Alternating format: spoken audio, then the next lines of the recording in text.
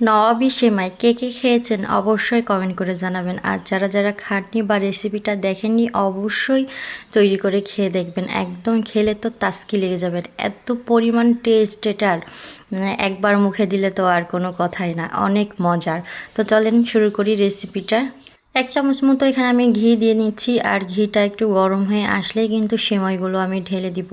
আর খুব ভালো করে কিন্তু ভেজে নিতে হবে, আর ঘিটা দিলে কিন্তু অনেক সুন্দর একটা ফ্লেভার আসবে, খেতেও কিন্তু অনেক মজা লাগবে। তো সেমাইটা এখন আমি এটাকে ঢেলে দিব। তো খুব সুন্দর করে কিন্তু আমি এটাকে ভেজে নিতে হবে, আর একদম মোচমোচে করে ভাজতে হবে। আস্তে আস্তে নাড়াচাড়া করা লাগবে, না হলে কিন্তু পুড়ে যেতে পারে। একদম সহজ এবং একটা ইউনিক রেসিপি, যে যতটাই সহজ ততটাই কিন্তু টেস্টি খেতে। এটা কিন্তু কোনো ঝামেলা ছাড়াই তৈরি হয়ে যাচ্ছে, আর খুব যে বেশি উপকরণ লাগবে সেটাও না।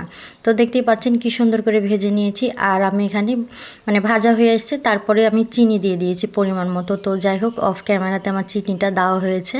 তো চিনিটা দিয়ে দিয়েছি, চিনিটা দিয়ে এখন আমি আরেকটু ভালো করে নাড়াচাড়া করে নেব। দেখে অবশ্য বুঝতে পারছেন কি সুন্দর একটা কালার এসেছে, খুব ভালো লাগছে।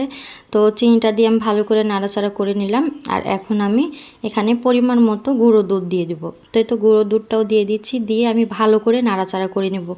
ভালো করে কিন্তু মিশিয়ে নিতে হবে, না হলে গোটা গোটা হয়ে যাবে। তো দেখতেই পাচ্ছেন আমি খুব সুন্দর করে গুঁড়ো দুধটা দিয়ে দিলাম। আর এখানে দুধের পরিমাণ আর গুঁড়ো দুধের পরিমাণটা একটু বেশি লাগবে। সেমাইগুলো ভেজে আমি রেখে দিলাম। আর এই তো এখানে পাত্রে আমি দুধ নিয়ে নিয়েছি, আর পরিমাণ মতো আমি চিনি দিয়ে দিলাম এটাতেও। খুব সুন্দর করে আমি এটাকে মিশিয়ে নিচ্ছি।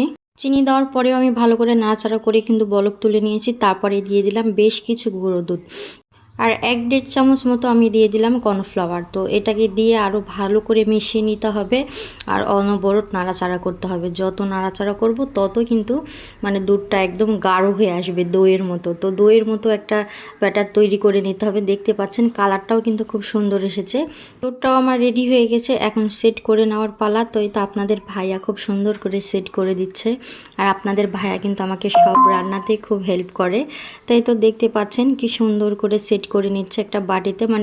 প্রথমে সেমাইটা দিয়ে দিচ্ছে, তারপরে মিশ্রণটা দিয়ে দিবে খুব সুন্দর করে, একদম দইয়ের মতো হয়েছে, তাই না? তো এরকমভাবে 2-3 লেয়ার আপনারা দিয়ে নিতে পারেন। আমি তো 2 লেয়ার দিয়েছি। তো খুব সুন্দর করে কিন্তু ডেকোরেশনটা করে নিচ্ছি। তো পুরো রেসিপিটা আপনারা সবাই দেখবেন, আশা করি আপনাদের ভালো লাগবে। আর যদি ভালো লেগে থাকে অবশ্যই লাইক কমেন্ট শেয়ার করে দিবেন। আর এই প্রথমবার আমি এই রেসিপিটা ট্রাই করলাম, এত সুন্দর হয়েছে খেতে, অসাধারণ, এক কথায় অনেক মজা লেগেছে খেতে। আপনারা কিন্তু চাইলেই এটা রেসিপিটা তৈরি করে খেতে পারেন, আর না খেলে কিন্তু মিস করে যাবেন। অবশ্যই সবাই একবার করে ট্রাই করে দেখবেন, একবার খেলে কিন্তু বারবার খেতে ইচ্ছা করবে। তো এই তো ফাইনালি লুক দেখতে পাচ্ছেন কি সুন্দর হয়েছে। আজকে এই পর্যন্তই, নেক্সট টাইম অন্য কোনো ভিডিও নিয়ে হাজির হয়ে যাবো আবারও আপনাদের সামনে। ততক্ষণ সবাই ভালো থাকবেন। আল্লাহ হাফেজ।